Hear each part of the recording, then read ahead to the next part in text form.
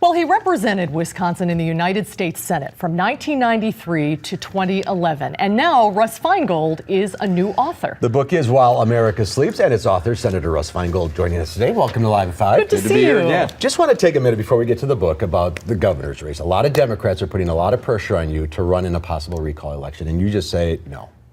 Yeah, I'm excited about this race. I think we're going to have a new governor, and the people that are likely to run, I think, are great candidates. I know them well. I've worked with them for years, and I'm going to be working hard to get a new governor. I'm just not running myself. Why not?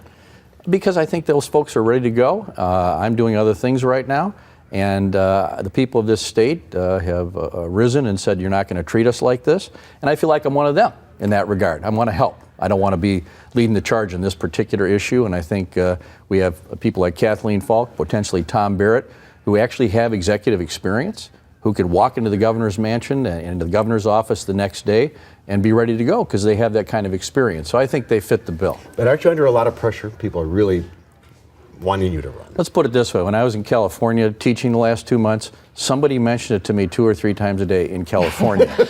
So I thought, might as well come home and hear the same thing. But it's very nice that people are saying that. I appreciate it. But look, this is serious business. This is about a terrible thing that was done to the people of the state. It's not about me. It's about a new governor for the state of Wisconsin who will replace Scott Walker, and I think that's extremely important. Do you feel, not to belabor this point, because we want to get to the book, but do you feel any sense of obligation to Democrats who have supported you all of these years to pay it forward now that they feel like they really need your help? To me, that's not a terribly good attitude toward the people who have stepped forward, who are great Democrats. Kathleen Falk, potentially Tom Barrett. I mean, these people have said, at least Kathleen Falk has said that she's ready to do it. So it seems to me somebody with that kind of executive experience should get the respect of being treated as a good candidate instead of worrying about somebody who's not planning on running. Let's talk about the book, While America Sleeps. The missteps that this country's made since 9/11. Why did you write this book? Well, you know, the publisher contacted me and said, would you like to write a book? And I said, yeah, it sounds like an interesting thing to do. And what would I want to write about? And I realized the thing that was really bothering me over the last few years that, you know, wasn't coming up very much is that I don't think we really made the shift after 9/11 that we as a people thought we were going to do it. We were all unified and said, let's not let us get surprised again. Let's be aware of what's going on in the rest of the world. I think at both the governmental level and at the individual level, including myself, we really don't know enough about the rest of the world. We don't get ahead of these threats. I mean, Al-Qaeda is operating in several places in Africa right now, and people think it's all over because Osama bin Laden's been killed. So I'm basically saying, you know what? It's not over, and we can never just look to things here in the United States again. We have terrible problems here. The domestic situation is very serious, but we have to walk and chew gum at the same time, and that's what this book's about. We were all together, it seemed like, on the same page That's after exactly 9/11. Right. Now we've gotten complacent. And what are the implications of that as we start talking about Iran and the nuclear situation there? Well, it's scary to think that we haven't learned the lesson. You know, for 200 years, we could kind of be like an island almost across from the great oceans. That's changed. The fact is, this is an interconnected world, economically, militarily, in terms of an organization like Al-Qaeda that's in 60 or 70 countries. And then, of course, you have the possibility of Iran getting a nuclear weapon. I don't think Iran can be allowed to get a nuclear weapon. But the answer isn't just invade another country without thinking about it. We invaded Iraq for no apparent reason and stayed there forever.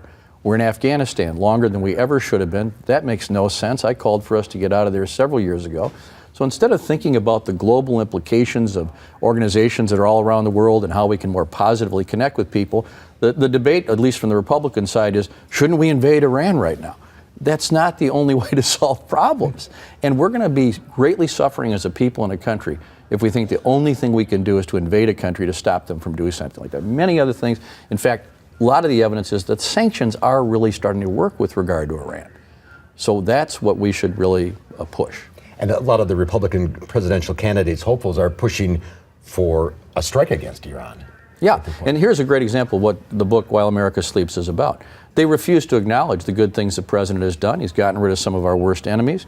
He's presented a much more positive face of the United States in his speech in Cairo, in his visit to India, and in Indonesia. They don't want to talk about that. What they want to say is, well, he's not willing to bomb Iran today. It's simplistic. And frankly, it's embarrassing that the Republican candidates don't present a serious front about the world, the rest of the world. You'd think 10 years after 9/11, they'd want to convince us that they're capable of handling foreign policy. They sure don't give me that impression. And of course, I miss Herman Cain, who, when he was asked about Uzbekistan, said, "Oh, you mean Uzbekistan? We need to do better than that." Yeah, I think it must reading for especially this presidential election. Oh, there's so much more to talk to you about. We didn't even get to campaign finance reform, and we're Invite out me of back. time already. We So will invite you please back. come back. Thanks so much. Senator, thanks for being with us. Good to see you. Good to be back. And Senator Feingold will be signing his book tonight at Barnes & Noble on Mineral Point Road, beginning at 7 o'clock tonight.